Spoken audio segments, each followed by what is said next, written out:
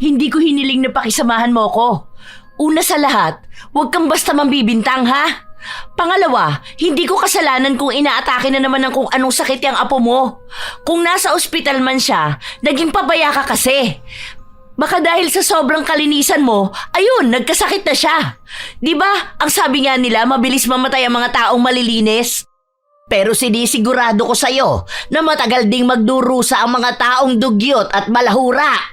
Kung hindi mo itinapon sa apo ko yung marumi mong tubig, hindi siya magkakasakit. Sinasabi ko sa'yo ha, pagod na akong magtimpi sa kadugyutan mo. Sisiguraduhin kong uuurin ang buo mong katawan nang makita mo kung paano dapat umasta ang isang tao. Hindi lang sa sarili niya, kundi pati sa mga taong nakapaligid sa kanya. Masyado kang dugyot, Maricel! Tingnan natin kung hanggang saan kadadalhin niyang kababuyan mo. Isa sa pinakamahirap na makahalubilo ay ang mga dugyot at burara. Mga kapitbahay na walang pakialam kung nakakasira na sila ng paligid ng iba. Ganon si Maricel dahil sa halip na magpakumbaba, siya pa ang nagmatapang at nagyabang. Ngunit lahat ng bagay ay may hangganan. At sa huli, isang parusa ang naghihintay sa kanya. Isang sumpa na ipapataw gamit ang itim na kapangyarihan. Magagawa niya pa kayang matakasan ang ginagawa niyang mali o hihilahin siya ng pagiging burara niya hanggang sa kanyang kamatayan? Ay aba, sinabi na nga na bumangon ka na dyan eh. Bilisan mo na, magbihis ka na at baka late ka na makapasok. Ikaw, hay nako, tuwing umaga na lang pahirapan kang gisingin. Bumangon ka na dyan. Sige, isa pang tawag ko sa'yo, Jason. Magdadala na ako ng malamig na tubig at ibubuhos ko talaga sa'yo. Kasi naman, Lola 5 minutes na lang po. Kaka 5 minutes mo dyan, makaka 5 minutes na palo ka rin sa akin.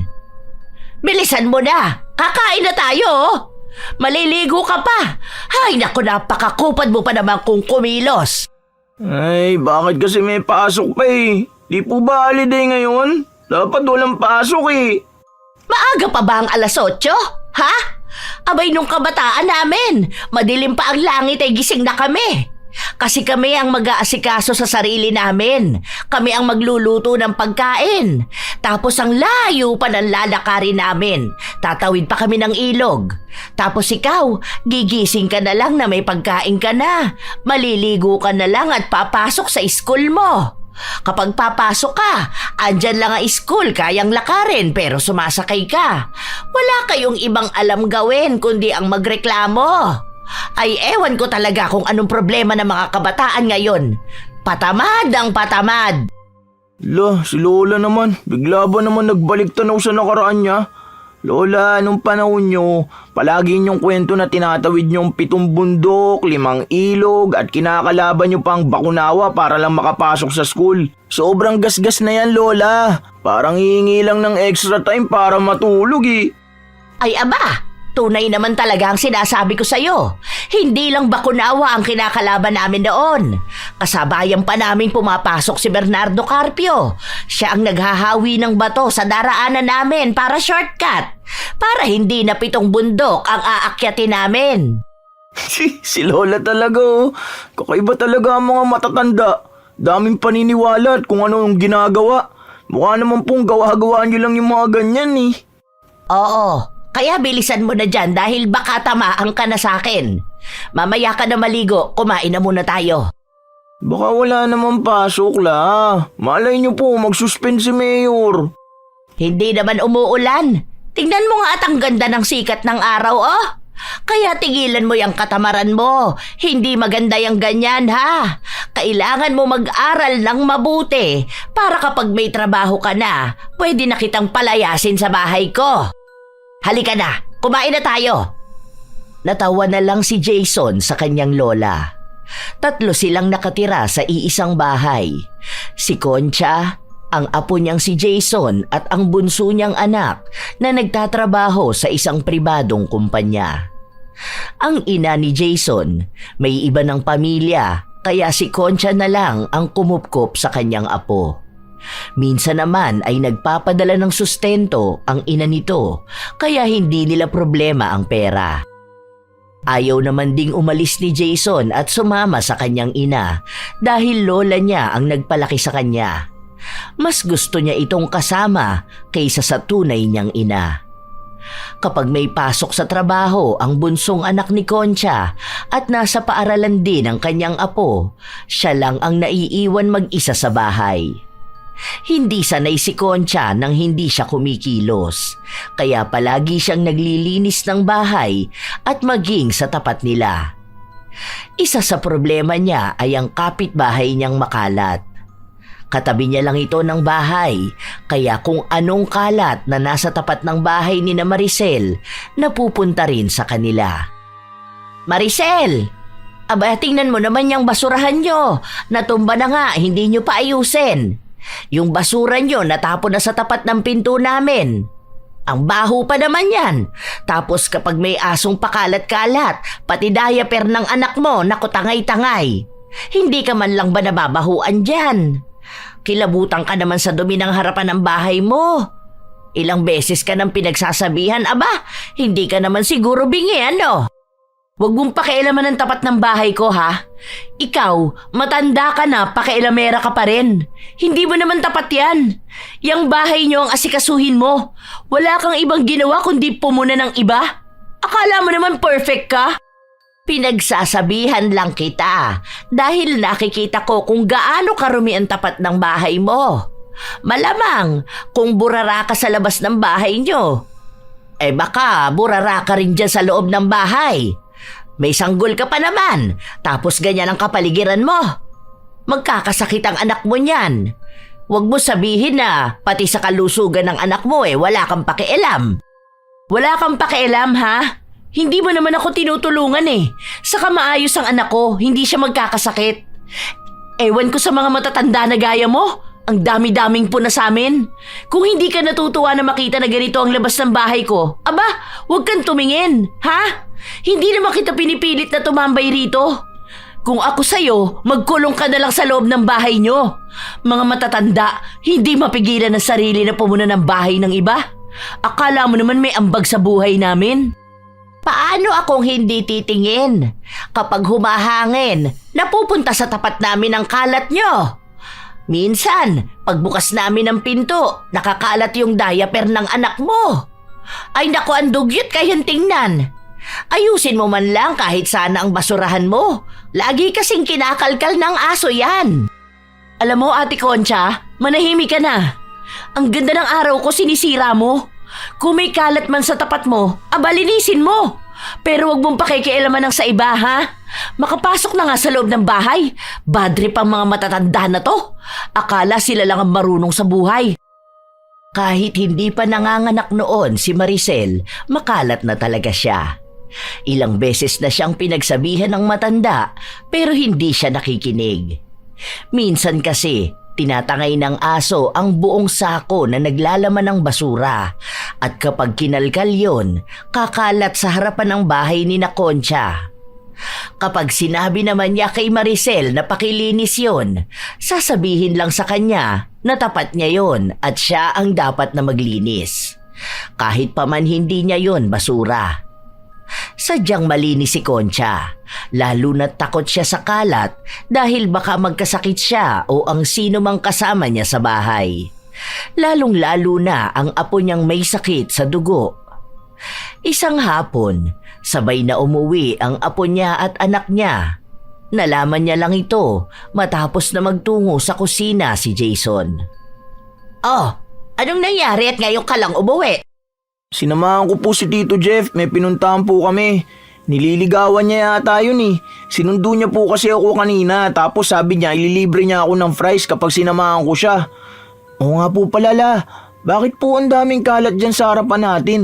May mga diaper po tapos may napkin pa na nakatiwangwang dun. Hinalukay pa yata ng aso. Kadiri nga po May kalat na naman? Ay, ano ba naman si Maricel? Malamang hindi na naman nila inayos ang pagtatapon nila ng basura. Alam na nga nila na may mga asong kumakalkal Ayan, nasa tapat na naman natin. Kalilinis ko lang kanina. Ako na lang po maglinis. Ay, hindi. Magbihis ka na doon, kakain na tayo. Ako nang bahala doon mamaya. Hindi ka pwede sa ganon. Alam mo ang bilis mo magkasakit kapag may marumi. Mamaya, pagsasabihan ko ang babae na yon. Napakaburara! Kahit naman ako, nagkaroon naman ako ng maraming anak, pero napapanatili kong malinis ang paligid namin. Kung hindi niya kaya, bakit hindi niya paglinisin ang asawa niya? Hindi yung nakatambay lang din sa loob ng bahay nila. Inis na naman ang matanda. Ilang araw pa ang lumipas, palaging ganon ang nangyayari. Kahit pagsabihan niya si Maricel, wala itong ibang sinasabi sa kanya kundi linisin niya kung tingin niya ay marumi. Huwag siyang magbunganga. Isa yon sa ikinagagalit ng matanda. At bakit naman kami pa maglilinis ng kalat mo? Matanda ka na! Maricel, hindi mo kami nanay para sundan ang mga kilos mo.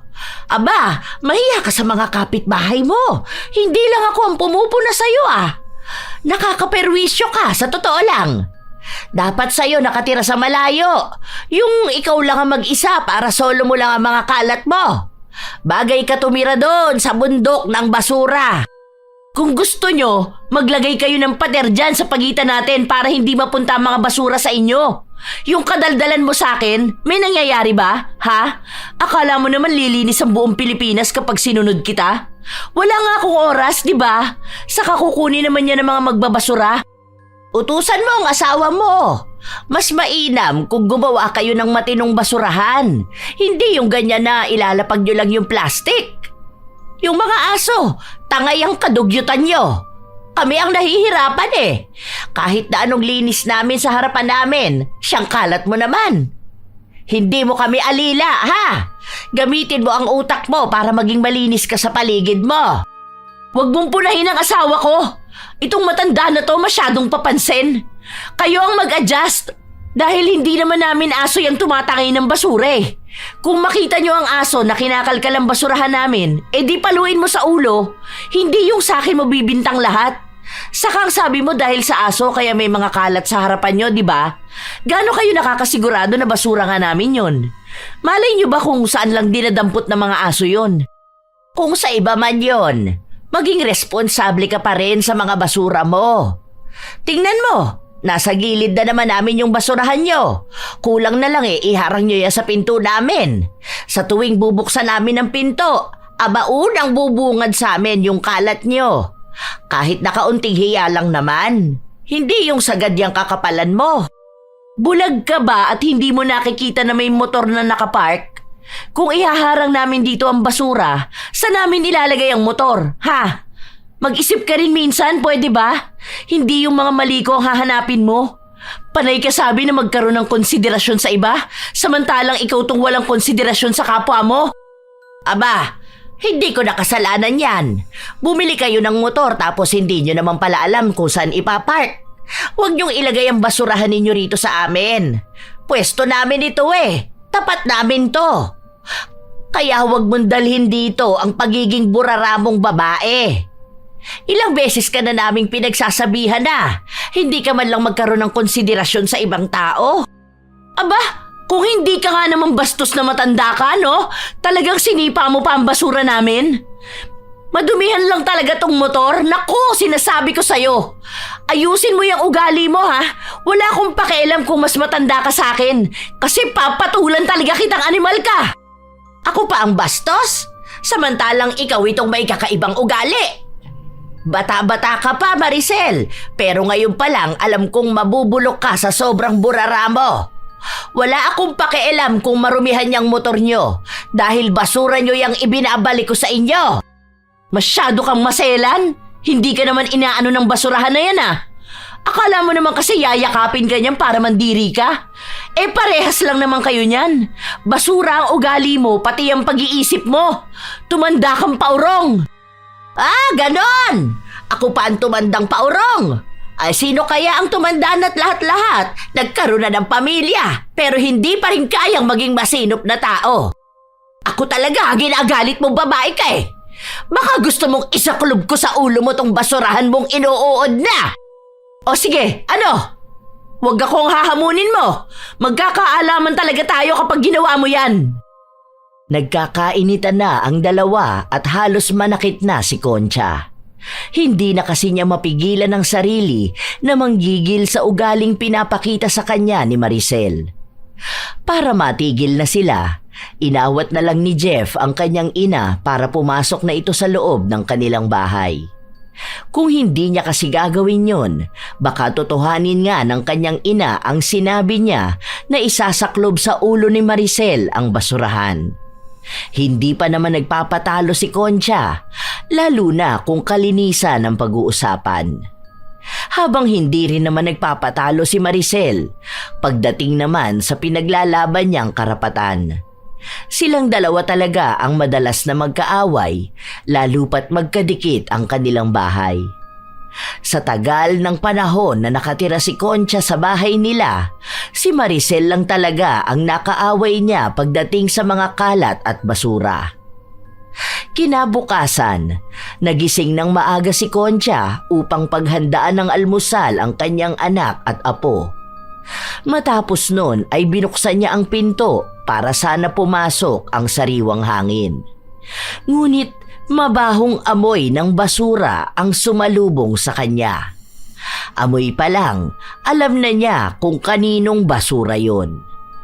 Ay, heto na naman ang mga diaper na nagkalat. Diyos mio, ang kalat ng burarang babae. Ang tigas ng ulo mo, ha? Teka nga, napapagod na ako maglinis ng mga kalat mo. Ibabalik ko lahat yan sa tapat nyo. Tutale, kalat mo naman yan. Tama lang talaga na mapunta ulit yan sa inyo. Ang kukulit nyo, ha? Winalis ng matanda ang mga kalat pabalik sa tunay na pinanggalingan nito. Sinadya niya talaga na ipalibot ito sa motor para makita kaagad ni Maricel. Ginagamit kasi yon ng kanyang asawa, lalo na kapag lalabas ito o may pupuntahan lang sa kanto. At tama nga si Concha. Nang nasa loob siya ng bahay, dinig niyang galit ang asawa ni Maricel at kung sino-sino na lang ang pinagmumura nito. Walang pangalan, pero para kay Concha, nakakasakit ng damdamin yon, lalo na sa mga taong nakakarinig, dahil alam niyang lahat sila ay pinagbibintangan na gumawa nun. Lola, wag mo na lang pong patulan. Hayaan mo na lang sila. Ang aga pa po, mapapaaway na naman kayo niyan. Wala pa naman dito si Tito Jeff, naaawat sa inyo. Baka po kasi kayo pa mapahamak eh. Mamaya magkasakit pa po kayo. Baka atakihin pa kayo bigla. Ay hindi! Mukha bang natatakot ako sa mga taong ganyan? Batugan na lalaki at isang burarang babae? Nako, hindi ako pinalaki ng mga magulang ko para manahimik sa mga ganyang problema. Isa pa, ako ang mas matanda sa kanila, kaya wag nila ako sinusubukan, ama! Kahit na anong pigil ni Jason sa kanyang lola na wag nang patulan ang kanilang kapitbahay, pinuntahan pa rin ito ni Concha. Napansin niya na may isa rin palang kapitbahay na nakikipagtalo sa kanila at sinasabi na wala silang karapatan na mambintang ng iba, lalo na at sila lang naman ang may makalat na tapat.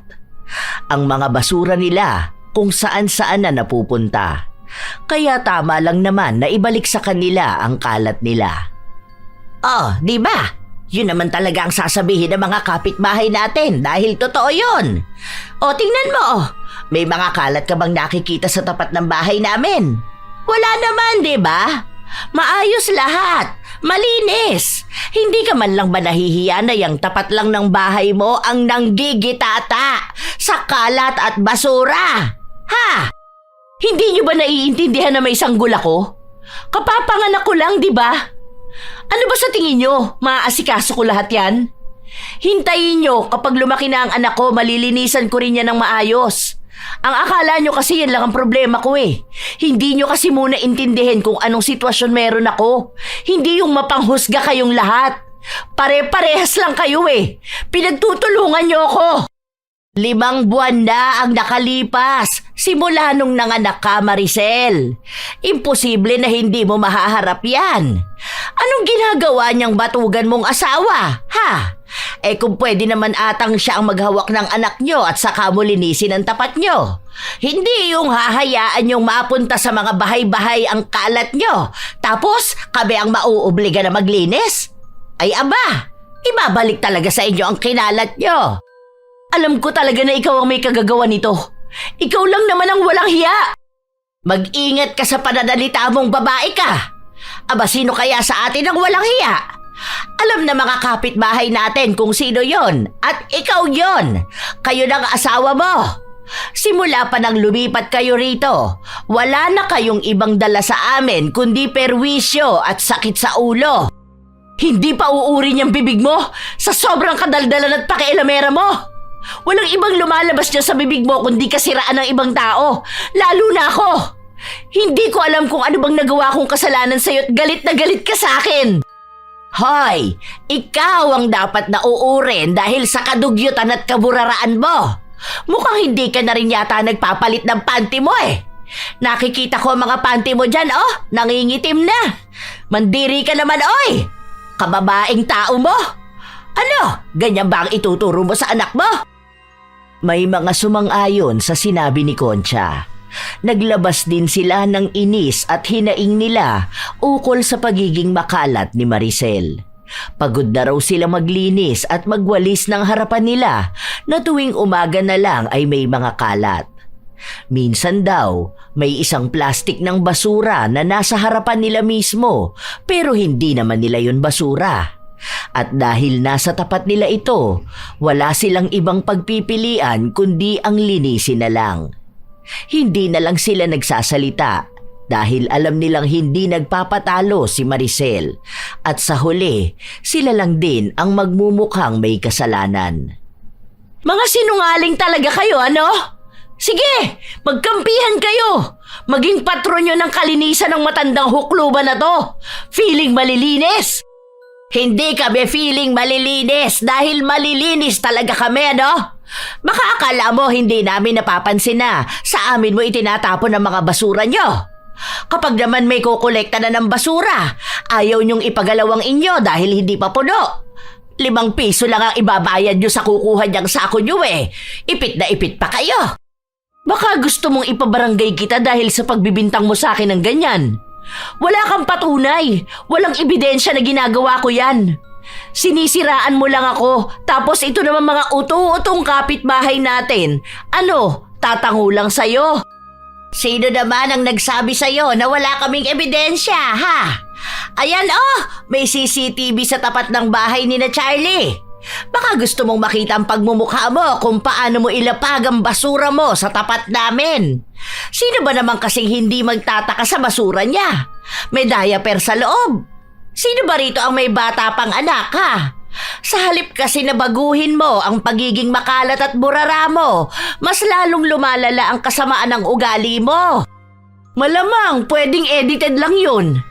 Ano ba naman ang kapangyarihan ng AI ngayon, di ba? Kaya wag niyo ako matakot-takot ng ganyan. May tito ako na abogado. Baka lahat pa kayo makasuhan. Ay wow! Kami pa ang tinakot mo dyan sa tiyuhin mong abogado. Saan ba graduate yan, ha? Sa Talipapa Institute? Nako! Sa tagal ng buhay ko sa mundo, ilang tao na ba ang narinig kong ipinagmamalaki ang kung sinong Poncio Pilato nilang kaanak na abogado? Abogado! Isa ka pa! Huwag ka magbura dyan. Wala ka naman ding napapatunayan dito, aba. Ano? Matapang ka lang naman dahil batik ang tambay ka dyan sa kanto. Sa halip na tulungan mo ang asawa mo na maglinis ng tapat nyo, ikaw pa ang nagkakalat. Kalalaking tao na malaki ang katawan, walang kaamor-amor sa kalinisan. Ayaw marumihan ng motor pero ayos lang maging burara sa kapaligiran. Hindi na makaapila pa si Maricel sa mga sinabi ng matanda. Inis na inis siyang pumasok sa loob ng bahay nila at nilinisan ang mga kalat sa tapat nila. Hindi pa tapos ang alitan nila na yon dahil ayaw na ayaw ni Maricel na pinapagalitan siya sa harapan ng ibang tao. Gusto niyang gumanti kay Concha pero hindi niya alam kung paano. Simula rin nang mangyari ang sagutan nilang yun. Sa tuwing may kalat sa tapat nila at hindi yun galing sa kanila, ibinabalik nila sa tapat ng bahay ni na Maricel. Kahit na ang daming reklamo ni Maricel, hindi siya makapagsalita dahil alam niyang aatakihin na naman siya ng mga kapitbahay nila. Isang araw, habang naglilinis ng tapat nila si Concha, napansin niyang nakadikit na naman sa kanila ang basurahan ni na Maricel. Itinaas niya yon para ilipat at doon niya nakita na ang daming uod na nakadikit sa ilalim ng sako. Halos masuka-suka ang matanda sa nakita niya. Umalingasaw na rin kasi ang amoy ng tila bulok na hasang. Ay, Diyos ko po, bakit maganito ang kapitbahay ko na ito? Sana hindi na lang lumipat dito. Mas mainam pa ang dating nakatira dyan. Maingay lang ang mga bata kapag umaga pero maayos naman sa kalinisan. Sobrang lala ng babae na to. Kapag pinagsabihan mo naman, magmamatapang. Sinasadya talaga ni Concha na iparinig sa kapitbahay niya para dapuan man lang ito ng hiya. Pero sadyang sanay na talaga si Maricel at wala siyang pakialam kahit pa ipagsigawan ng iba ang pagiging burara niya. Nang matapos si Concha sa nililinis niya, bumalik na siya sa loob ng kanilang bahay.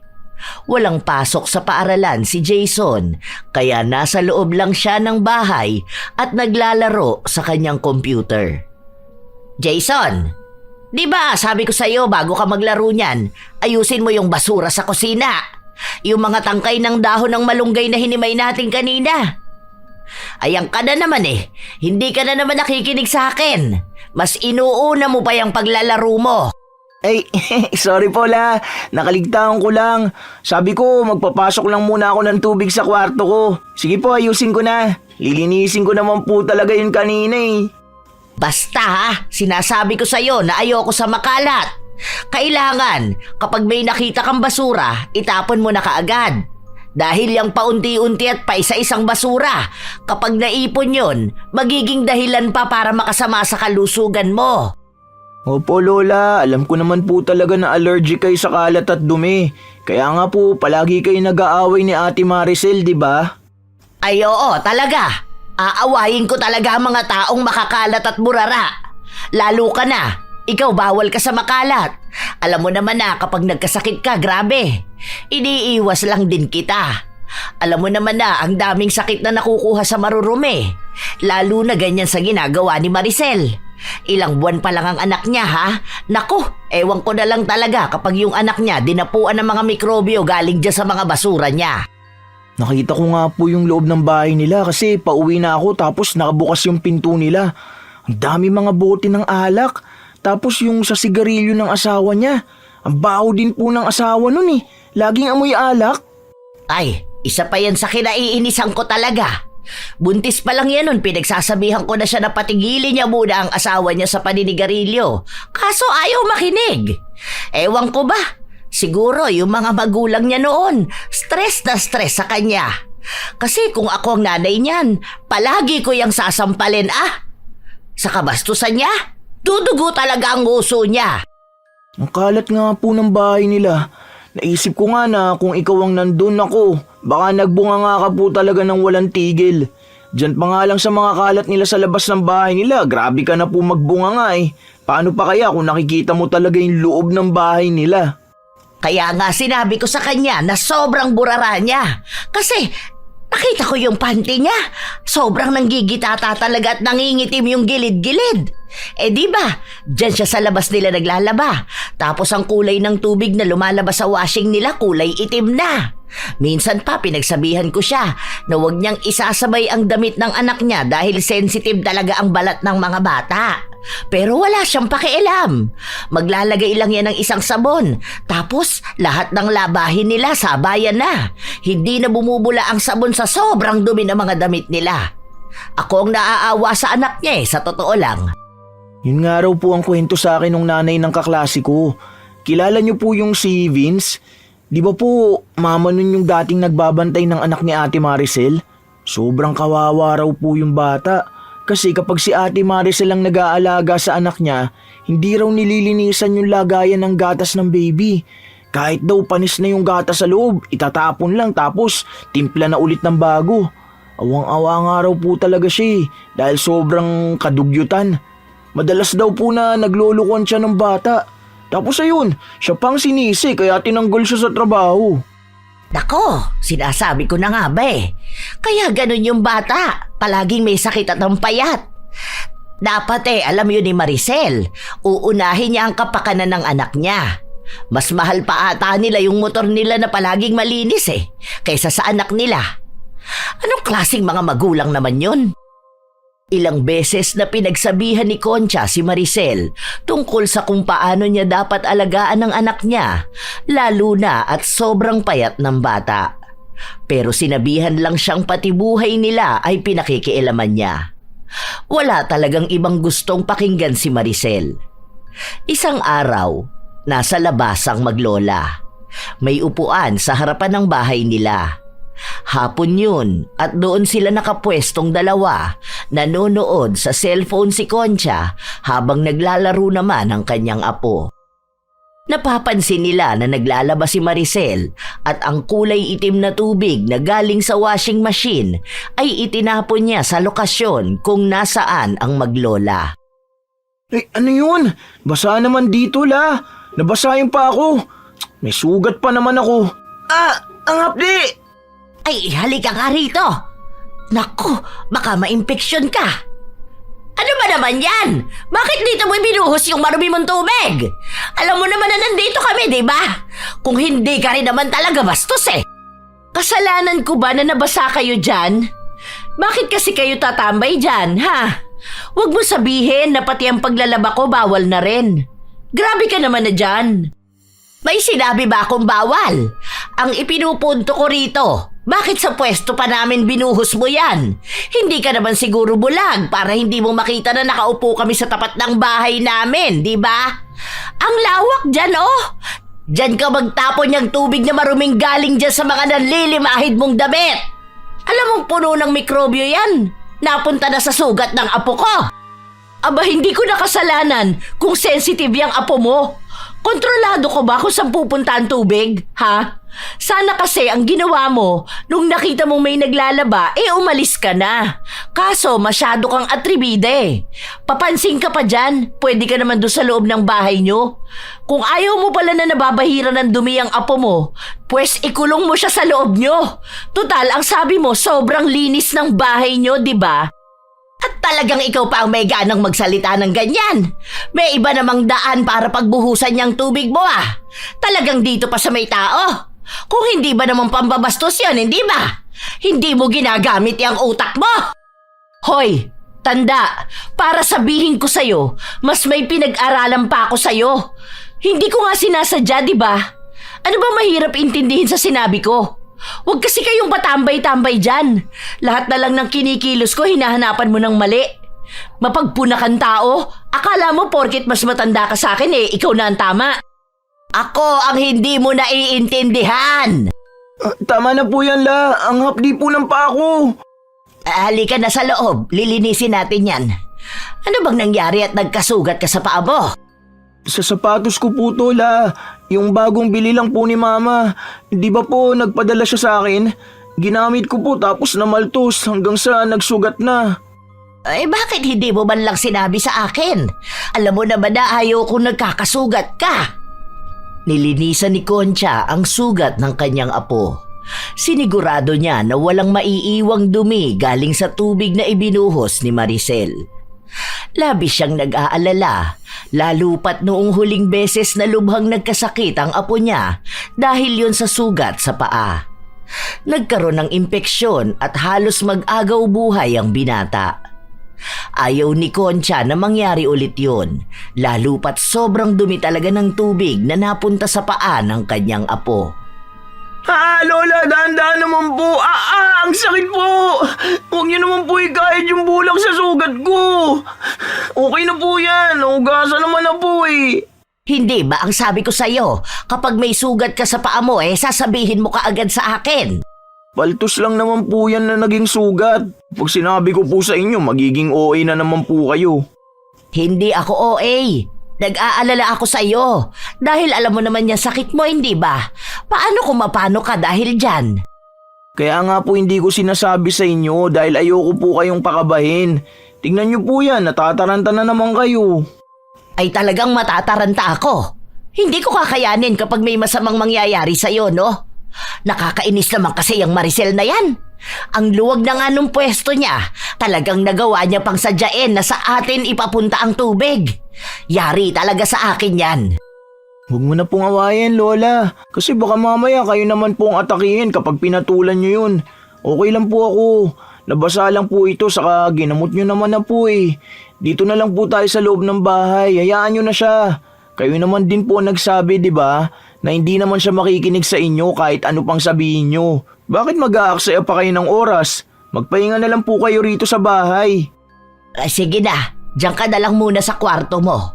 Magluluto ako ng merienda. May binili kasing saging ang Tito Jeff mo. Gusto mo ba ng maruya? Yun! Sige po, gusto ko po yan. Saka juice din po ha. Sige, basta sabihan mo ko kapag may nararamdaman ka ha. Huwag mo nang itatago sa akin para madala ka agad kita sa ospital. Opo, sige po, promise. Nasa loob lang ng kwarto si Jason. Hanggang umabot ang gabi, maayos naman ang kalagayan nito. Pero kahit na ganun, hindi pa rin nakakampante ang kanyang lola. Hanggang sa kinaumagahan, ginigising ni Concha ang kanyang apo para mag-asikaso na ito dahil papasok na sa paaralan. Hoy! Nako! Apo! Ang init mo! Nilalagnat ka! Jeff! Jeff! Halika rito! Bilisan mo! Dalhin natin sa ospital si Jason! Ay nako! Ang apo ko! Ay, ito na nga ba sinasabi ko eh! Maging si Jeff ay natataranta na sa inaasta ng kanyang ina. Hindi siya nakapasok sa trabaho dahil sinamahan niya ang ina sa ospital. Doon nila nalaman na nagkaroon ng impeksyon ang sugat ng bata. Sinabi ni Concha ang nangyari. Ang akala raw nila nung una ay maayos na dahil wala namang ibang nararamdaman si Jason hanggang sa napansin niyang inaapoy ito ng lagnat. Hindi kaagad nakauwi ang kanyang apo kaya si Jeff muna ang pinagbantay niya sa ospital. Habang mag-aasikaso siya sa bahay nila at maglalakad ng ibang papel para sa benepisyo na maaaring makuha ng kanyang apo. Pambawas na rin sa babayaran nila sa ospital. Pagka-uwi niya sa bahay nila, may 2 patong ng basura na nasa tapat mismo ng kanilang pinto. May nagkalat na lasog-lasog na diaper at may bakat ng itim na tubig na natuyo sa harapan nila. Yun ang tubig na dahilan kung bakit naisugod sa ospital ang kanyang apo. Hindi na nakapagpigil ang matanda. Kinuha niya ang mga kalat, dinakot niya gamit ang kanyang kamay at pinaghahagis sa pinto ni na Maricel. Dahil sa pambubulabog na ginawa niya, lumabas ang mag-asawa. Hoy! Nababaliw ka na bang matanda ka? Bakit ka ba nagkakalat?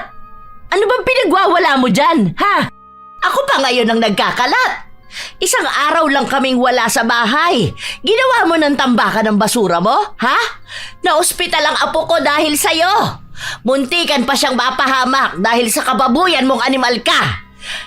Hindi pa nga tapos ang galit ko sa'yo. Tapos, gusto mo pa lalong sagarin. Aba, ako pa ang may kasalanan? Matagal nang may sakit ang apo mo, hoy. Bakit sa ibang tao mo isisisi ang kapabayaan mo? Hindi namin kalat yan. Huwag mo kaming pagbintangan na parang kami lang ang pwedeng magtambak ng basura dyan. Ako lang ba ang kapitbahay mo? Ha? Hanggang ngayon ba'y itinatanggi mo pa rin? Ikaw lang ang makalat dito. Kahit noon pa man, walang ibang taong nagtambak ng basura nila sa tapat ng bahay ko. Ikaw lang ang pwedeng gumawa nun dahil dyan sa kakapalan ng pagmumukha mo. Alam mo kasi na magagalit ako eh. At iyon ang gusto mong nakikita, hindi ba? Kaya lalo mo akong inaasar. Alam mo, sawang-sawa na akong pagbigyan ka. Nakakapagod kang pakisamahan. Nakakasawa kang maging kapitbahay. Hindi ko hiniling na pakisamahan mo ko. Una sa lahat, huwag kang basta mambibintang. Pangalawa, hindi ko kasalanan kung inaatake na naman ng kung anong sakit yung apo mo. Kung nasa ospital man siya, naging pabaya ka kasi. Baka sa sobrang kalinisan mo, ayun, nagkasakit na siya. Diba, ang sabi nga nila, mabilis mamatay ang mga taong malilinis. Pero sinisigurado ko sa'yo na matagal ding magdurusa ang mga taong dugyot at malahura. Kung hindi mo itinapon sa apo ko yung marumi mong tubig, hindi siya magkakasakit. Sinasabi ko sa'yo ha, pagod na akong magtimpi sa kadugyutan mo. Sisiguraduhin kong uuurin ang buo mong katawan nang makita mo kung paano dapat umasta ang isang tao. Hindi lang sa sarili niya, kundi pati sa mga taong nakapaligid sa kanya. Masyado kang dugyot, Maricel! Tingnan natin kung hanggang saan kadadalhin niyang kababuyan mo. Hindi na naghintay pa ng sagot si Concha. Agad siyang pumasok sa loob ng kanilang bahay. Galit na galit siya. Hindi siya papayag na hindi mananagot ang sino mang may dahilan kaya nagkasakit ang kanyang apo. Maselan pa naman si Jason kaya kailangan palaging malinis ang paligid niya. Kaya hindi papayag si Concha na ang isang pabayang kapitbahay lang nila ang magiging dahilan para mapahamak ang kanyang apo. Pumasok siya sa loob ng kanyang kwarto. Mula sa luma niyang aparador, kinuha niya ang isang itim na kahon. Hindi ko akalain na magagamit pala ulit kita. Ang buong akala ko'y tatalikod na ako sa iyo pero sadyang may mga tao talaga na magiging dahilan para bumalik ako sa paggamit ng itim na kapangyarihan. Kahit ayaw ko na, wala akong ibang pagpipilian. Kailangan may managot. Kailangan may magbayad ng kasalanan niya. Ang tinutukoy niya ay ang itim na kapangyarihan na kanyang namana. Hindi na niya ito nagagamit simula nung alagaan niya ang kanyang apo. Natuon na kasi ang lahat ng kanyang atensyon kay Jason. Nakakaramdam din kasi siya ng takot na maaaring bumalik ang lahat ng ginawa niya sa ibang tao at ang mapahamak ay ang kanyang apo. Ilang beses na niyang tinangka na bumalik sa pagiging mambabarang, ngunit sa pagkakataon na ito, buo na ang loob niyang gawin ulit ang pagriritual. Hindi niya madaan sa pakiusapan si Maricel at kahit na anong pagtatalo pa ang gawin nila, hindi niya ito mapapatino. Isang malupit na parusa lang ang magiging dahilan upang makapag-isip ng maayos ang kanyang kapitbahay. Nasa kanya na lang kung magbabago siya o dadalhin niya ang karumihan niya hanggang sa kanyang kamatayan. Sa totoo lang, kaya ko namang tapusin na ang buhay mo bilang ganti ko. Pero hindi magiging makabuluhan kung matatapos lang ng ganun ang buhay mo. Dapat kang mahirapan. Dapat kang parusahan. Unti-unti para mas masakit, mas makatarungan. Doon ko malalaman kung may kakayahan ka pa bang magbago at kung wala na nga, sisiguraduhin kong dadalhin mo ang parusa na yan hanggang sa iyong kamatayan. Mabilis lang natapos ni Concha ang kanyang ritual. Medyo nahirapan lang siya nung una dahil kailangan niyang bawiin ang lakas ng kapangyarihang itim. Nang maisakatuparan niya ang pambabarang, hinintay na lang niya ang pagdating ng araw na mararamdaman na ni Maricel ang kanyang paghihiganti. Sa paglipas din ng mga araw, naging maayos na ang kalagayan ng kanyang apo. Naghihintay na lang sila kung kailan makakalabas si Jason. Kain ka ng gulay, apo ko, para lumakas ka na. Tingnan mo ang bilis mo naman nangayayat. Hay, kawawa naman talaga ang apo ko. Okay naman po ako, Lola. Siyempre, gagaling din naman po ako agad, no? Ikaw po ang nag-aalaga sa akin, eh. Sus, talagang nambola pa ang bata na ito ah. Sigurado ka ba talaga na okay ka na? Magaling na. Opo. Oo nga po pala. Kailan po ba ako makakauwi? Ayoko na po rito eh. Naiinip na po ako. Gusto ko na dun sa bahay. Bukas daw, pwede ka nang umuwi. Hinihintay ko lang yung pinapaasikaso ko sa tito mo eh. Ayan, kapag nakauwi ka na, mag-iingat ka palagi kapag may sugat ka, ha? Kung anong nangyayari sa'yo, dapat palaging alam ng lola, okay? Huwag mo na uulitin na pag-aalalahanin ako. Opo, sasabihin ko na kapag may sugat ako. Pero yehey, makakauwi na rin po ako. Ilang araw na rin po akong absent sa school eh. Wala na, di na inspired pumasok yung mga may crush sa akin. Ikaw talagang bata ka. Siguro, may girlfriend ka na, no? Dapat malinis yan, ha? Huwag siyang tamad at makalat. Lah, si Lola ang seryoso naman. Bata pa ako, crush-crush lang po muna. Yan, mabuti naman. Basta, dapat palaging malinis sa sarili at sa kapaligiran ng magiging girlfriend mo. Huwag kang kukuha ng ganong kay Maricel, lalo pat sakitin ka. Bawal ka sa marumi. Oo nga po pala, ano na pong balita kay Ate Maricel? Siguro po palagi kayo nag-aaway nun kapag umuwi po kayo, no? Hindi ko alam sa kanya. Wala namang bago dun eh. Malamang makalat pa rin. Dugyot pa rin at burara. Nagtalo nga kami nung nakaraan. Tinambak ba naman sa harapan natin yung mga plastik ng basura nila? Binato ko sa pinto nila. Ayun, natigil naman kahit na paano. Hindi ko lang alam sa mga susunod. Ay siya, sandali lang may aasikasuhin lang ako sa baba. Pagkababa ni Concha, nasa lubong niya ang asawa ni Maricel. Hindi na siya nagtanong pa dahil hindi naman sila nag-uusap. Hanggang sa nakita ng matanda ang isa nilang kapitbahay na bitbit ang anak ni na Maricel. Nilapitan yon ni Concha. Silang dalawa ang nag-usap at sinabi sa kanya nito na isinugod daw sa ospital si Maricel. May kung ano raw kasing lumalabas sa kanyang ari. Maliliit na uod ba? Ay, panigurado dahil sa underwear niya yon. Diba, ang dugyot niya naman talaga. Nakatabi yung pinaghubaran niya sa basurahan nila eh. Tapos nakatiwangwang lang yon. Malamang lalangawin yun. Tapos kapag nilaban niya, bara-bara lang din. Hindi man lang binabanlian. O kaya plantsahin. Babahayan talaga ng uod yun. Kundi ba naman kasi siya dugyot na babae? Kawawa naman niyang anak niya. Tingnan mo ang payat pero ang laki ng tiyan. Hindi man lang ba niya pinupurga ang bata?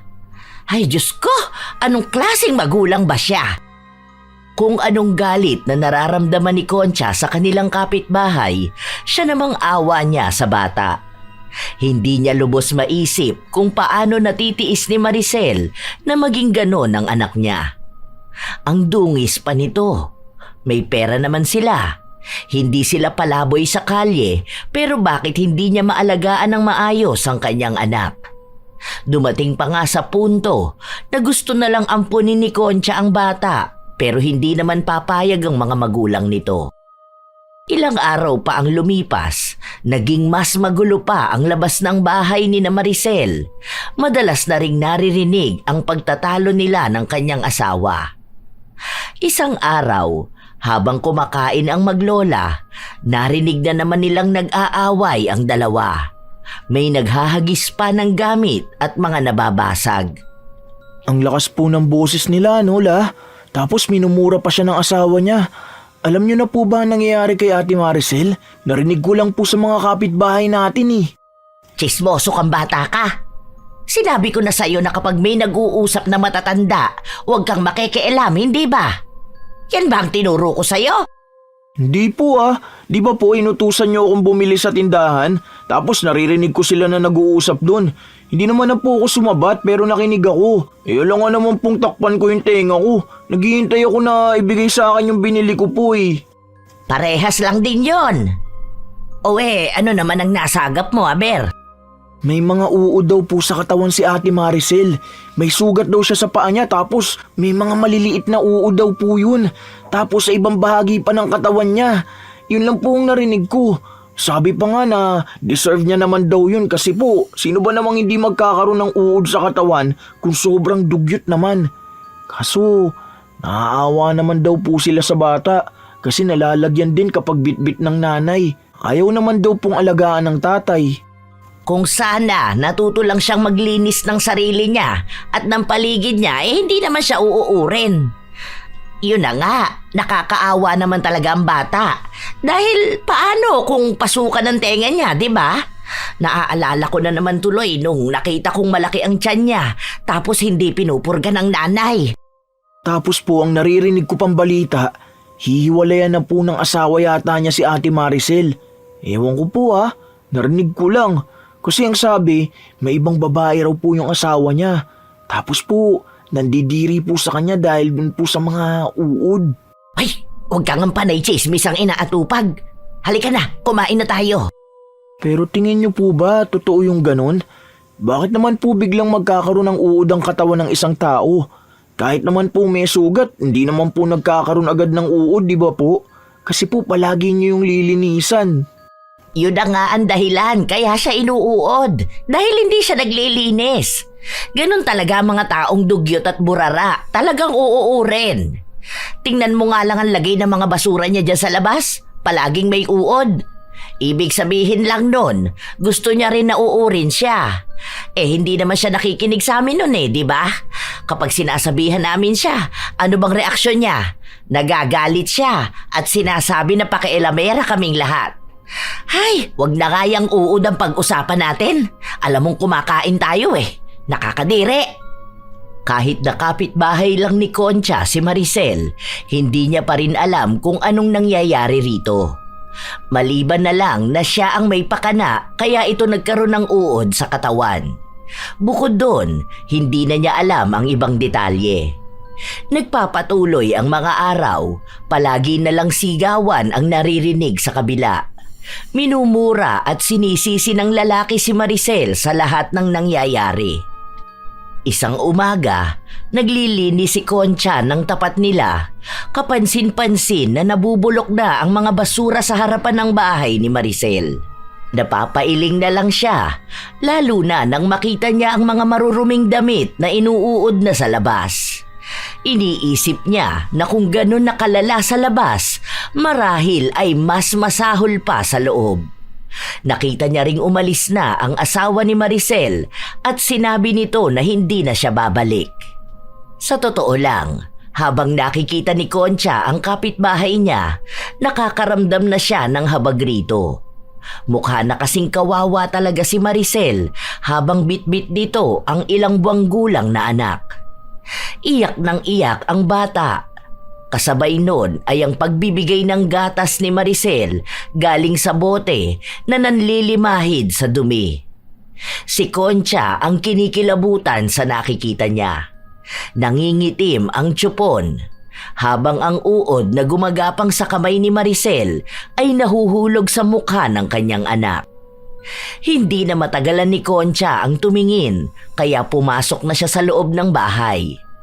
Kinabukasan, walang paramdam si Maricel. Walang nadagdag sa mga kalat sa labas. Ibig sabihin, nakatambak yon sa loob ng bahay niya.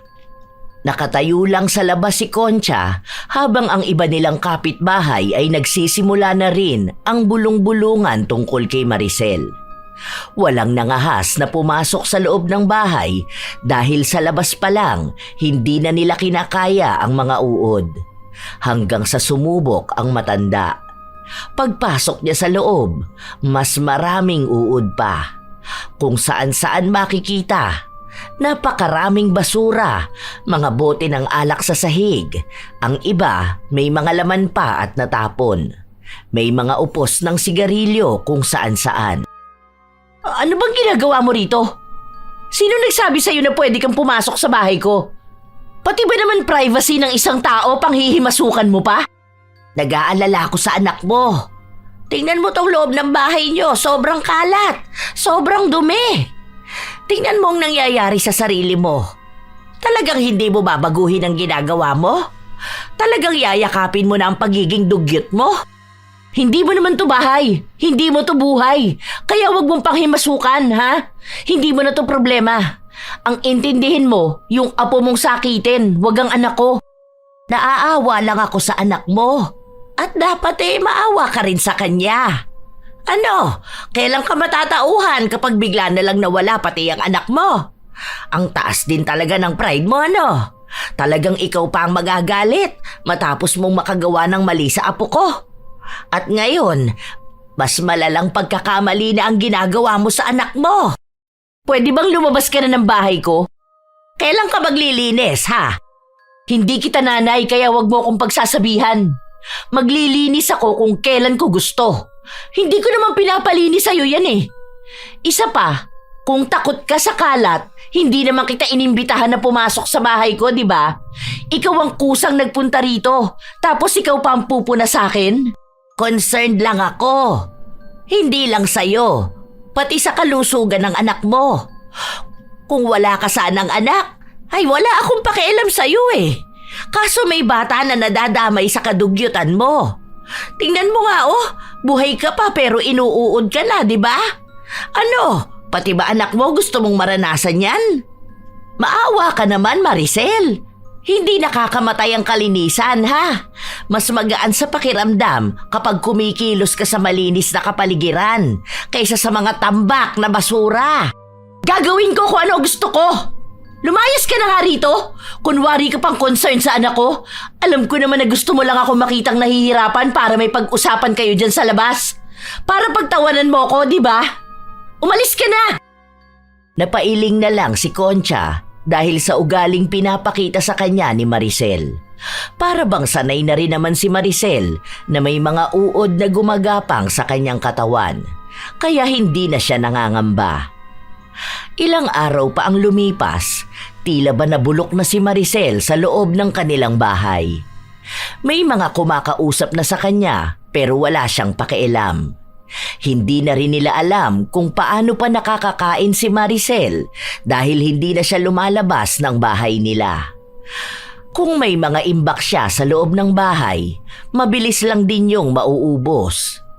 Pero wala rin namang magagawa si Concha dahil mismong si Maricel na ang tumatanggi ng pagbabago. Isang araw, naabutan ni Concha ang apo niya na galing sa loob ng bahay ni na Maricel. Agad siyang nangamba dahil alam niya kung gaano karumi sa loob ng bahay na yun. Ano bang ginagawa mong bata ka? Halika na, maligo ka na kaagad. Ay naku naman, alam mo naman ang kalagayan mo, hindi ba? Ipapahamak mo na naman ang sarili mo eh. Ay naku, aatakihin ako sa ginagawa mo. Ilang beses na nating pinag-usapan na huwag kang papasok sa bahay nila, di ba? Bakit ba ang tigas ng ulo mo? Gusto mo na naman bang maospitala? Kalma ka lang po, Lola. Wala naman pong mangyayari sa akin eh. Binigyan ko lang ng natira kong baon si Ate Maricel. Tapos po, tinulungan ko siyang hugutin yung mahabang bulati sa bibig ng anak niya. Kawawa po yung anak niya, la. Parang sa sobrang dami pong bulati sa tiyan, lumalabas na po sa bibig eh. Di ba po dapat pinupurga na kapag ganun? Si Maricel naman ang may ayaw alagaan ng anak niya. Huwag mo na uuliting bumalik doon, ha? Magkakasakit ka talaga, apo ko. Huwag mo naman pag-alalahanin si lola mo. Alam mo naman na OA ako pagdating sa'yo, hindi ba? Alagang-alaga kita tapos ikaw naman hindi ka nakikinig. Kasi naman po naaawa ako sa kanila eh. Tulungan mo na lang po kaya sila. Lalo na po yung anak ni Ate Maricel. Ipapurga mo na po, la. Sige na po, kahit na awayin ka pa ni Ate Maricel. Sige na po, la. Hindi ko alam. Susubukan ko. Alam mo naman ang ugali ni Maricel Kapag ako ang kumakausap sa kanya, galit siya. Nag-aalangan si Concha sa magiging desisyon niya. Awang-awa naman talaga siya sa bata. Pero ano bang magagawa niya kung ang sarili nitong ina ang walang pakialam sa kalusugan ng bata? Dahil sa pakisuyo ng kanyang apo, sinubukan ulit ni Concha na puntahan ang kapitbahay nila. Mas nawindang siya sa kanyang nakita. Mas makalat, mas marumi. Maging si Maricel ay nangangayayat na rin. Akin na ang bata. Ako na ang magdadala niyan sa center. Tingnan mo ang anak mo, butot balat na. Pero nakalobo ang tiyan. Hindi ka man lang nag-aalala. Maayos ang anak ko. Huwag kang makialam dito. Alam ko yung ginagawa mo. Kunwari, nag-aalala ka, pero humahanap ka lang ng paraan kung paano mo ako maitsichismis sa kanila. Maayos na sa paningin mo ang ganyan. Tumigil ka dyan, Maricel. Dinadala mo ang anak mo sa kapahamakan eh. Alam mo kung ano magandang gawin mo? Maglinis ka. Maging responsable ka sa bahay nyo. Hindi lang dito sa loob, pati na rin sa labas. Huwag mong idahilan sa akin na nakamamatay ang sobrang linis. Dahil dyan sa lagay ng anak mo, mamamatay siya sa karumihan. Eh bakit ka ba lapit pa rin ang lapit sa akin, ha? Bakit hindi mo kami hayaang mabulok? Di ba ang sabi mo na inuuod naman na kami?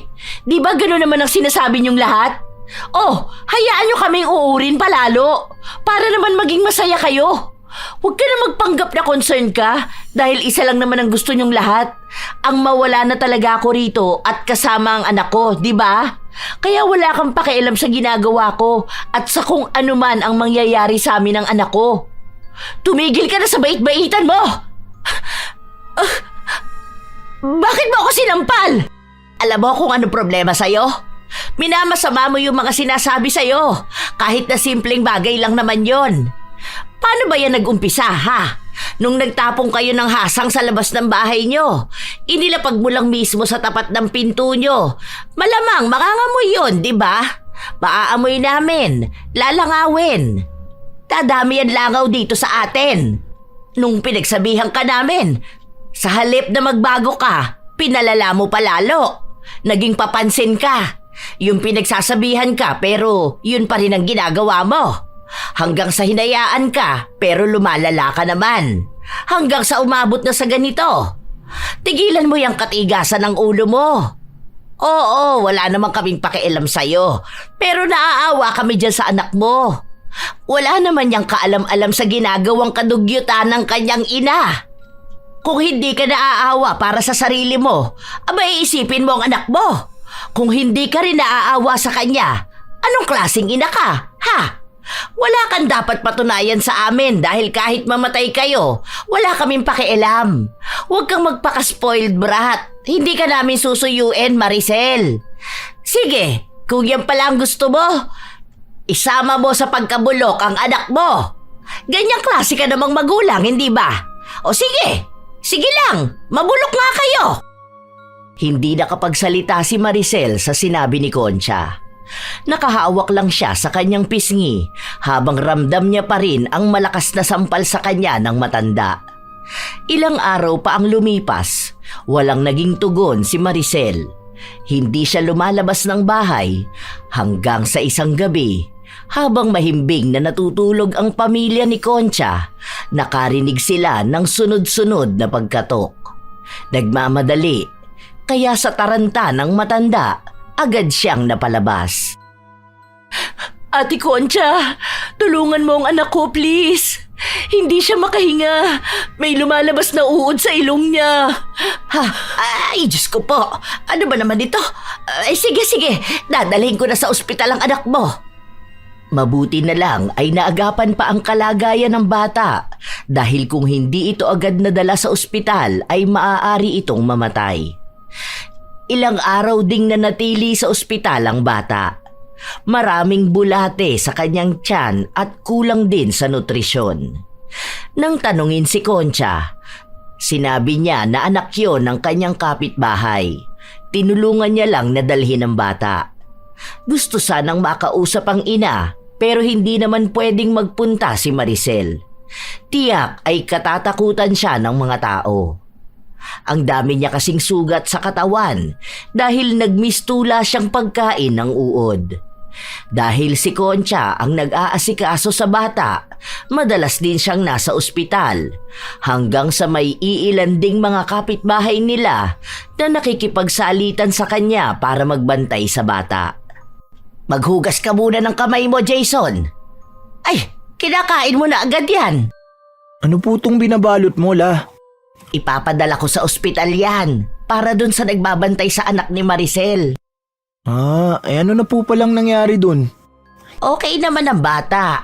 Ang dami nga kasing bulati sa tiyan dahil hindi siya napupurga, di ba? Tapos ang dumi pa ng bahay nila. Hindi naglilinis yung nanay niya. Ganun po ba yun? Bakit lumalabas sa bibig? Kapag sobrang dami na talagang bulati sa tiyan, lalabas talaga yun sa kung saan-saan. Hindi lang sa puwet ng bata. Minsan sa bibig, sa ilong o sa tenga. Kaya nga sa school nyo di ba may mga deworming? Para yung bulati sa tiyan nyo hindi na iipon. Kaya nga dapat tuwing kakain palaging naghuhugas ng kamay. Huwag kang makalat sa bahay. Huwag sa marumi. Kaya ikaw bata ka, ang sabi ko, maghugas ka palagi ng kamay mo, di ba? Gusto mo ba na lumabas din sa bibig mo ang bulate? Ay, ayaw! Nagugas naman na po ako ng kamay. Ano na pong mangyayari sa anak ni Ate Maricel? Ano po, uuwi pa rin ba siya sa bahay nila? Mamaya magkasakit ulit. Hindi ko pa alam. Kakausapin ko pa si Maricel. Tatanungin ko rin siya kung anong balak niya sa anak niya. Aasikasuhin ko muna to. Ipapadala ko to sa Tito Jeff mo para dalhin sa ospital. Matapos asikasuhin ni Concha ang pagkain, pinuntahan niya si Maricel sa bahay nito. Pero naabutan niyang naglilikom na ng mga gamit. Wala na ang mga boteng nakakalat sa sahig. Magulo pa rin ang paligid pero mas maayos naman na kaysa noong huling beses na nagpunta siya. Oh, Ti Concha, akala ko nasa ospital ka. Sino palang nagbabantay sa anak ko? Si Rochelle. Pinakisuyuan ko muna kasi kailangan ko umuwi para asikasuhin yung apo ko. Mabuti naman at naisipan mo na ring maglinis ng bahay mo. Oo ate, kasi bigla ko lang naisip yung huli mong sinabi sa akin. Tama ka nga, kasi masyado ako mapagmataas na tao. Nasanay kasi ako na kahit na ako ang may kasalanan, pamilya kong humihingi ng tawad sa akin. Tapos nag-asawa ko, hindi naman ako sanay na maglinis palagi. Hanggang sa gusto ko na rin kayong inisin lalo kasi wala kayong ibang ginawa kundi ang punahin ako. Ngayon ko lang napagtanto na ako na pala yung nasisira sa mga ginagawa ko, pati yung anak ko. O diba? Ang sabi ko sa'yo, mapagtatanto mo rin ang kamalian mo kapag napahamak na ang anak mo. Hinintay mo pa talaga. Tama ka nga ate. Kaso, isa sa problema ko, paano ang anak ko? Tingnan mo nga tong nangyayari sa katawan ko Hindi ko alam kung anong nangyari sa akin. Ayaw pa rin akong lubayan ng mga uod na to. Minsan nga kusa na lang silang lumalabas sa kahit saang parte ng katawan ko Ang hirap makakilos. Binanlian ko na nga tong balat ko. Tingnan mo tong binti ko may lapnos, di ba? Akala ko mamamatay sa init yung mga uod. Kaso, nung nagkasugat naman ako, lalo namang lumala. Ang kati pa kasi, kinukutkot ng uod yung laman ko. Oo nga pala, te. Okay lang ba na makisuyo muna ako sa'yo na ikaw muna ang mag-alaga sa anak ko? Hindi kasi pwede na ganito ako tapos aalagaan ko siya. Natatakot ako na baka magkasakit siya lalo. Sige lang, okay lang sa akin. Ay, salamat ate. Maglilinis muna pala ako.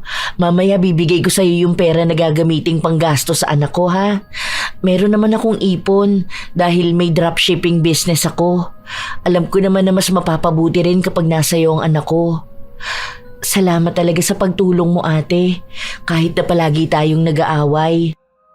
Katulad nga ng pangako ni Concha, siya na muna ang nag-alaga sa bata. Mabait naman ang anak ni Maricel kaya hindi siya nahihirapan. Kahit na paano rin, nagkaroon ng kulay ang bahay nila. Lalo na kapag naiiwan siyang mag-isa kapag pumapasok sa trabaho ang anak niya at sa paaralan naman ang kanyang apo. Unti-unting nagiging maayos ang kalagayan ng bata. Hindi na siya sakitin, hindi na rin malaki ang tiyan. Tumataba na rin dahil alagang-alaga nga ni Concha. Kapag gusto namang makita ni Maricel ang anak, nasa labas lang siya ng bahay ni na Concha dahil maging siya ayaw niyang lapitan ng anak. Mas lumalala kasi ang nangyayari sa kanya. Nangangayayat si Maricel. Mas marami na ang sugat sa kanyang katawan. Pati sa mukha niya, may mga uod na ring unti-unting umuuka ng balat at laman niya. Ilang buwan pa ang lumipas, Napansin ni Concha na malaki na ang ipinagbago ng kanyang kapitbahay. Malinis na ang labas ng bahay nila. Maayos na rin ang pagkakasalansan ng basurahan. Ang galing po la, hindi na po mabaho sa harapan ni na Ate Maricel. Naalala ko pa dati, tuwing dadaan ako dun, kailangan ko pa talagang magtakip ng ilong eh. Yun na nga, nakapag-usap nga kaming dalawa. Sabi ko sa kanya kaya naman pala niyang magbago. Bakit hindi pa noon? Bakit naghintay pa siya na may mangyari? Pero siguro tama na rin na may nangyari para kung sakali man na maging maayos na siya, matatakot na siyang bumalik sa pagiging dugyot niya. Yun nga po ang naririnig ko ring sabi ng mga kapitbahay natin. Maganda na raw po yung ganyan, kaso hindi pa rin alam kung magbabago ba yung nangyayari sa kanya. Yun pong mga uod na lumalabas sa katawan niya. Hindi ba po nakakatakot naman talaga yun? Hindi na nga niya mahawakan yung anak niya kasi dami niyang sugat. Ano po kaya ang nangyari sa kanya, no? Ikaw, nagpapakatsismoso ka na naman ha? Magpalit ka na ng uniform mo. Magbuhos ka na lang ha, huwag mong babasain yan likod mo. Pawis na pawis ka pa naman. Habang mag-isa si Concha, bigla niyang naisip ang pambabarang na ginawa niya kay Maricel. Hindi niya pa inaalis ang ritual na ginawa niya, kaya patuloy pa ring napaparusahan ang kanyang kapitbahay. Iisa lang naman ang gusto niya, ang magbago na ito. At yun naman ang pinapakita ni Maricel. Ilang beses na rin itong humingi ng tawad sa kanya at nangako na magiging mas mabuting ina para sa kanyang anak sa oras na gumaling na siya. Pero tila nawawala ng pag-asa si Maricel na gagaling pa siya. Lalo pat isang misteryo ang naging sakit niya. Gustong magbigay ni Concha ng isa pang pagkakataon kay Maricel, kaya naisip niya na oras na para magpatawad. Gumawa siya ng ritual para maalis na ang barang na ginawa niya. Nahirapan siya noong una dahil masyadong malakas ang ginawa niyang ritual. Isa pa ay siya ang gumawa, siya rin ang bumabawi. Nang matapos siya sa pagriritual, agad siyang nanghina. Halos 1 linggo siyang nagkasakit at hindi makakilos. Habang si Maricel naman, unti-unti na ring gumagaling. Natigil ang paglabas ng mga uod sa katawan nito pero hindi pa rin naghihilom ang mga sugat. Hanggang sa umabot na ang ilang buwan, tuluyan na ring gumaling si Maricel at kinuha na ang kanyang anak. Salamat talaga ate. Ang lusog naman ng baby ko. O puwera usog. Basta ha, simula ngayon, alamin mo na kung anong bawal sa anak mo ha. Alagaan mo yan ng mabuti. Nako, matakaw pa naman yan lalo na sa saging. Kailangan palaging malinis ang bahay. Huwag hahayaan maglaro ng marumi at baka magkaroon ng bulati sa tiyan. Turuan mo na bago kumain, maghuhugas muna ng mga kamay. Ikaw rin dapat ganun ang gawin mo. Opo ate, salamat ulit. Marunong na ako maglaba ngayon, hindi na kulay itim ang tubig. Ikaw talaga. Basta, siguraduhin mo palagi na malinis ang paligid mo. Magaan sa pakiramdam kapag malinis ang paligid. Hay, mamaya sabihin mo na naman sa akin na hindi mo ako nanay. Ang daldal ko pa naman. Okay na yan. Nagmukha ka pa rin namang nanay ko nung kailangan ko ng tulong eh. Kung hindi mo ako sinampal at na real talk, naku baka spoiled brat pa rin ako no? Nagtawanan sila habang binabalikan ang mga nangyaring pag-aaway nila noon. Tinutotoo ni Maricel ang pagbabago niya. Hindi lang sa labas nila, kundi nagkaroon din siya ng adhikain na maging malinis ang kanilang barangay. Nagkaroon sila ng maayos na lugar para sa tapunan ng kanilang mga basura. Natuto rin siya kung paano niya mas maaalagaan ng maayos ang kanyang anak. Ang dating mga kapitbahay na kaaway niya, naging kaibigan na rin niya. At higit sa lahat, naging magkasundo sila ni Concha. Dahil hindi na siya nakipagbalikan sa kanyang asawa, mag-isa na lang niyang tinataguyod ang kanyang anak. Bilang unang beses pa lang niyang naging ina, hindi niya pa kabisado kung paano magpalaki ng anak. Pero dahil naroon si Concha, may nagiging gabay siya. Minsan talaga, hindi maiiwasan na magkaroon ng kapitbahay na katulad ni Maricel. Walang pakialam sa mga kapitbahay kahit napakalat-kalat na ang kanilang mga basura. Kung saan-saan nila inilalagay at kahit napagsabihan sila, nagagawa pa rin nilang magmataas. Walang pakialam kung may magkakasakit sa ginagawa nila.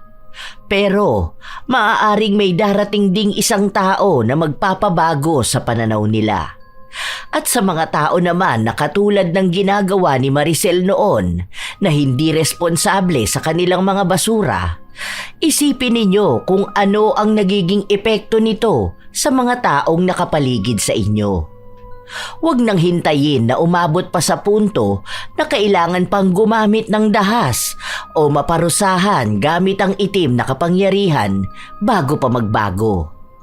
Ang pagiging burara at dugyot na kapitbahay ay hindi kailanman magdadala ng kabutihan. Sa halip, ito'y nagdudulot lamang ng sama ng loob, alitan at banta sa kalusugan ng buong komunidad.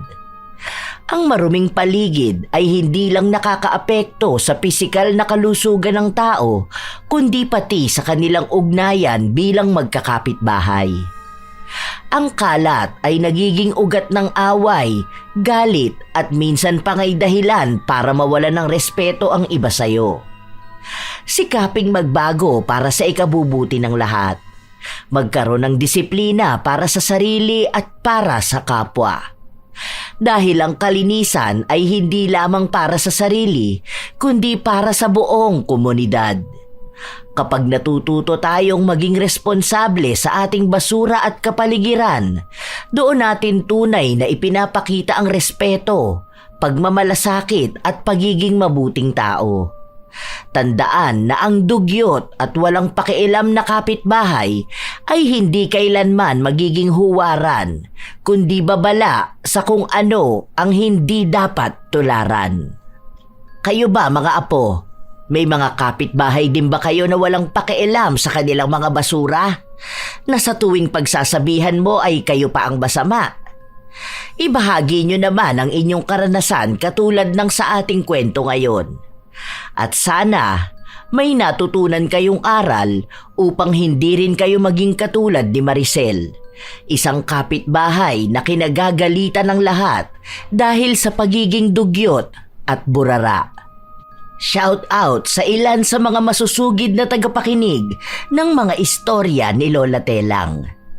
Angelo Dizon, Romina Buwado, Chris Alcantara, Annaliza Malatbalat, Golden JP, Marisa Villanueva, JD Bicol, Maria Cristina, Corazon Ingay, Jeline Sapra, Nicole Bernardo, Ruby Rose de Maiwat, Miracle of Love, Mil Rose de Mate, Rowena Kaikong. Salamat sa pakikinig ninyo, Belen Baladhay, Thelma Tarle Villasica, Mary Jenny Ril Rhea Batiduan, Jonalyn Barameda, Alfredo Sigua, Raquel Hasegawa, Angelina Ignacio, Hayashi J. Megan, Ana Lubarlita at sa Barlita Family, Jen 1219, Erena Wilo, Elizabeth Arnaiz, Yensky 12 at sa kanyang anak na si Prince Merlin Monsalud, Hazel Alcontin, Richelle Adapon. Hello sa inyo, EMFF 7992. Razon Yao, Anha Rose Ayeras, Malia Torres, Mary Diaz, Maricel Cipriano at sa Cipriano family, kina JR, Jaisel May, Bianca, RJ at Maricel, Irene Benavides, Grace Sementera, Elizabeth Pamintuan, Gracia Balitaan at sa Balitaan family ng Calatagan, Batangas, Elizabeth Hardenil, Bryson Victoria, Raylene Santillan, Glory Lee Olivo, Maymay Hernandez. Shout out din sa inyo, Asodisen Serila, Tina Dekit, Lori V, Vivian Baterbonia, Cliven Dubalan, Luriana Acompañado, Richard Salda, Merly Amistad, Regina Navarro, Lynn Caones, Richelle Sonio, Beth Mercado, Chat Advincula, Miss Lay, Kembel, Ami Pacana, Ana May Baclayo, Robert Crimen, Kimberly Española, Elizabeth, Neil Mark Flores, Jayco, Julian Soriaso, Joanna Marie Pangilinan, Jocelyn Loremas, Kim Bara, Josie Aniban, Pam Katong, Mijoy Guwasa at sa kanyang asawa na si Mark Angelo Escuado at sa buong Team Manok ng Amsik Angeles City, Pampanga. Jing Bueno. Shout out sa mga apo kong sina Sydney Crosswind, Supladang Pasaway, Lovely Rose Roa at Princess Rain Roa Alawami, Kimpoy Feliciano, Hazel Fiesta, Marida Lightworker, Gia Gigi, Francisco Neng at kay Jeremy Saranilio Francisco, Matt Sarol, Mel Santarita, Esteli Reyes at sa Reyes family ng Marikina City, AJ Chua, Vicky Yabut, Roy Lacandalo, Josefina Fuelias, Mike James Tapak, Will Maleses, Leonisa Cobo, Lurian Vitalicio, Jenny Suzuki, Elise Padilla, Lydia Lopez, Gemstone Claro, Lance MBB, Maria Lee Nakagawa, Lynn Hasegawa, Rosalina Bugayong, Ami Yong, Ami Bag, Ray Galedo at sa Galedo family ng Kabuyaw, Laguna. Shout out din sa lahat ng miyembro ng Mariqueño Anglers at advanced happy birthday sa kanilang gwapong presidente sa September 19. Ito ang inyong Lola Telang at maraming salamat sa lagi niyong pakikinig, mga apo.